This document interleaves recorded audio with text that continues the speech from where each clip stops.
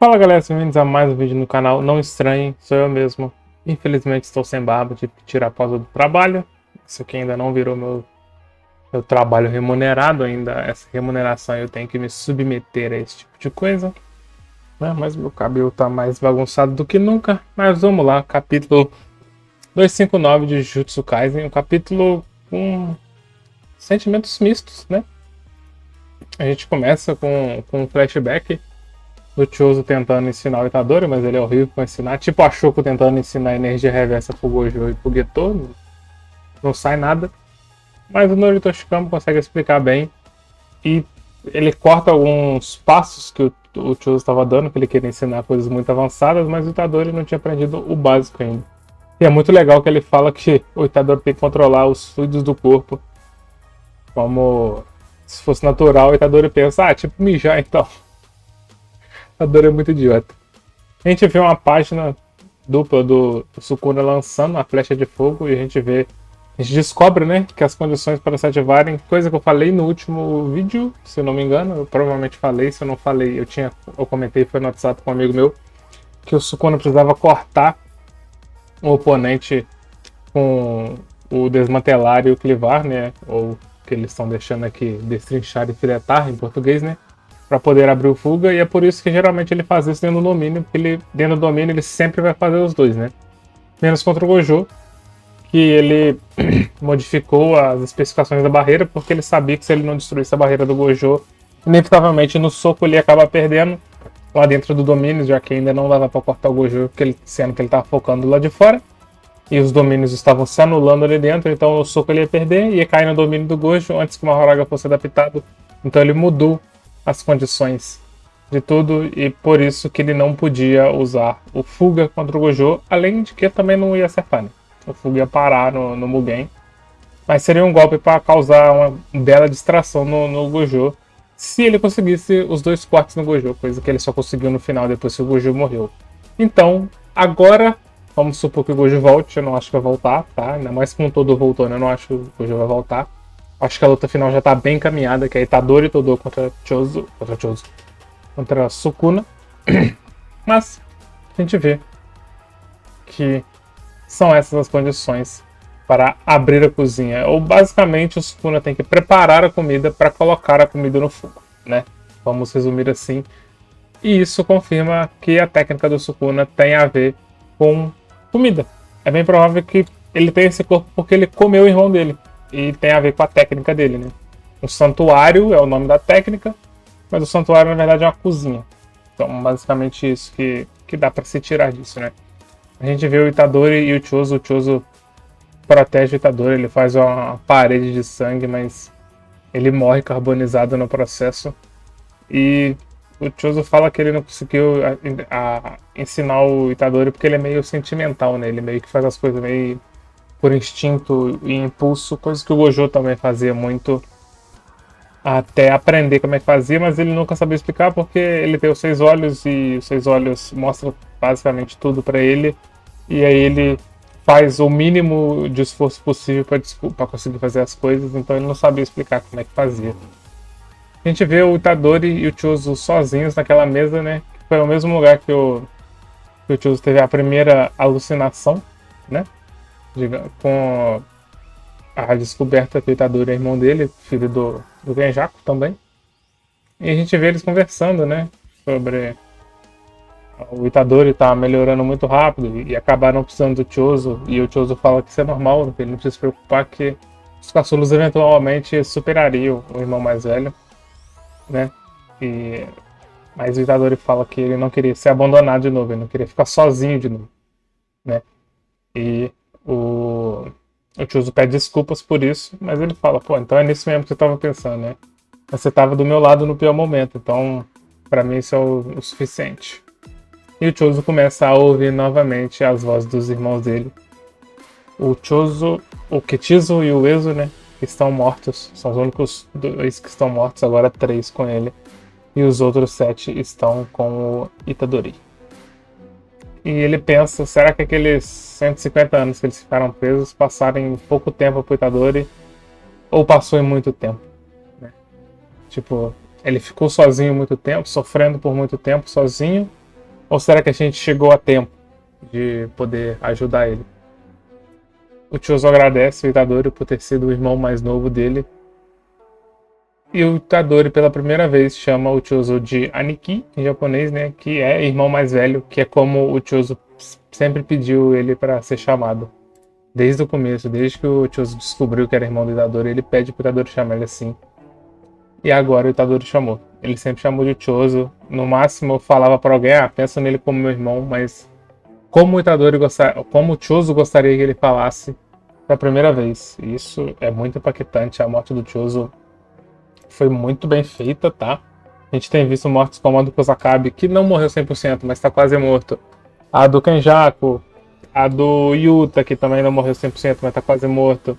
O Lauren tá todo estrupiado. Então, assim, a gente tá vendo essas mortes meio jogadas a esmo. E a do Chozo foi bem trabalhada, assim. Igual. A do Gojo também foi bem trabalhada. Ela é abrupta, né? A morte do Gojo ela é abrupta de propósito, porque a gente acha que ele ganhou.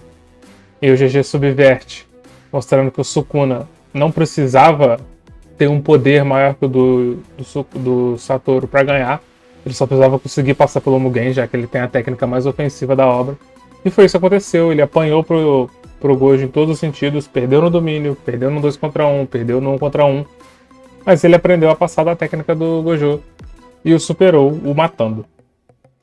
E foi bem trabalhada logo após a morte. Até a morte é meio abrupta de propósito, mas após a morte ela foi bem trabalhada, com aquele pensamento, igual aqui, né? Um pensamento meio pós-vida. Só que aqui o Chozo falando com o Itadori antes de partir e falando com os irmãos depois de partir. E as outras foram meio assim, eu acho que o Yuta não volta pra luta. Não morreu ainda, tá vivo, mas não volta pra luta. Ele quase foi partido no meio, com o mesmo golpe que matou o Gojo. Ele tomou e quase morreu. O Sakabe, se não morrer, assim, vai aposentar, tá todo desgraçado, todo cortado. Quem mais? O Lauren não luta nunca mais também. Pô, tomou um pouco do Sukuna na boca do estômago, não sei nem como é que ele tá acordado ainda.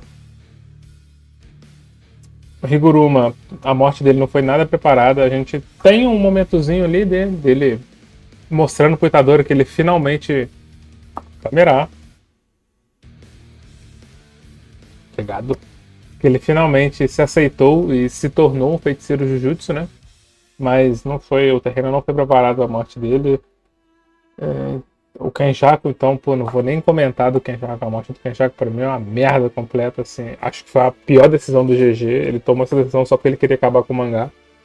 Mas a morte do Chozo foi muito boa, foi muito bem trabalhada. Eu senti bastante também por conta do Itadori, que, querendo ou não, todo tinha saído de cena. Megumi já era. Nobara tá na casa do caralho, não sabe se ela tá viva, se ela tá morta. E o único relento que o Itadori tinha, né, era o Chozo, né? Fala assim, o Yuta, o Kusakabe, o Yuyui, sei lá, 300 mil pessoas, Maki, ajudaram ele, treinaram com ele. Mas o único que ele era próximo de verdade eram Nobara, Megumi, Todo e Chozo. Dos três só tinha sobrado o Chozo, basicamente. A gente não sabia o que Todo estava fazendo, né? Agora a gente viu o que ele estava fazendo. Ele não parou de treinar, ele sente que o Bugyugi dele tá vivo. Mas a gente não sabia, então pra gente, até literalmente, até a morte do Chozo, pra gente, o único que o Itadori tinha era o Chozo. Então, assim, a morte dele foi muito bem feita, muito bem preparada. Eu já imaginava que o Chozo fosse morrer, mas não imaginei que fosse tão bonito devido a tudo que estava acontecendo, as mortes meio tosquinhas, né? O Itadori, então, agradece o Chozo e ele pensa, preciso matar o Sukuna, mas ele não vê ninguém perto dele e isso dá uma balada na cabeça dele enquanto o Sukuna sai no meio da fumaça. O ar tá meio rarefeito, né? Já que tem muito fogo, tá? É difícil respirar em lugar muito quente e em lugar muito frio também, obviamente. E o Itadori quer lutar, mas ele tá meio quebrado, então ele sente a outra energia. E é o Todo entrando no meio do bagulho. A gente vê um mini flashback dele conversando com a Meimei. Eles montando um plano juntos, sem contar pro Itadori, porque talvez a ressonância passasse pro Sukuna. Que era usar os corvos da Meimei para trocar com a galera que tava lá dentro. Só que o Sukuna... Só que o Itadori... Caramba, o Sukuna também, né? Só que o Itadori e o Chozo estavam muito pra dentro o domínio do Sukuna e não deu pra trocar eles. Então, assim, ele tentou salvar todo mundo. 99% das pessoas que tomarem o domínio do Sukuna vão morrer. O Chozo não morreu por conta da flecha de fogo só, ele morreu porque ele tinha tomado os danos do domínio e tancou uma flecha de fogo logo na sequência. Igual o Mahoraga. Aconteceu a mesma coisa com o Mahoraga. O Mahoraga já estava adaptado aos cortes, ele já não morria mais com os cortes. Mas ele fica debilitado. E na hora que ele levanta, ele toma uma flecha de fogo na cara e morre. É basicamente a mesma coisa que aconteceu com o Chozo. Ele conseguiu até tancar o domínio do Sukuna pelos 99 segundos. Mas ele estava fraco, não estava recuperado e tomou a flecha de fogo e fez ele morrer. O Todo tirou todo mundo que deu, né? Maki, Ino e quem que protegeu a Maki? A Miwa protegeu a Maki. Então ele fala: eu acho que tá tudo bem. Não dá pra saber. Eu tirei a galera, o domínio do Sukuna mata. Mas talvez tenha dado tempo de ter tirado todo mundo. E é bem provável que ele tenha conseguido, talvez, tipo, o Ino perdeu uma perna, a Miwa e a Maki tomaram um puta dano, tipo, uma perdeu o braço, por exemplo, assim. Exemplo bobo de algumas consequências que podem ter acontecido. Mas vivos eu acho que eles estão, senão eles não teriam mostrado esse plano, eles só teriam colocado o Todo chegando depois de todo mundo morrer mesmo. Sem o Boogie-Woogie, tipo assim, tô aqui porque meu brother tá lutando e eu quero lutar a última batalha do lado dele, e não um plano bolado através da técnica do Todo, que ele fala que sente que ela tá viva. E a gente vê uma página final do Itadori e o Todo indo pra cima do Sukuna juntos, Todo arrancando as faixas que tem na mão. Então a gente vai ver o que ele colocou ali no lugar. Lembrando que o Todo provavelmente não sabe curar a alma, então ele não trouxe a mão de volta. Até porque se ele tivesse trago, ele não precisava estar com aquelas bandagens até agora. Ele deve ter implantado outra mão no lugar com a técnica do. Caramba! Com a técnica de sangue do Kamo ou alguma outra coisa, alguma técnica que o Yuta tem copiada. Mas a mão dele original mesmo não é, ele não, provavelmente não sabe curar a alma. A gente só viu o Sukuna falando que pode. A gente só viu falando que o Sukuna pode fazer isso, né?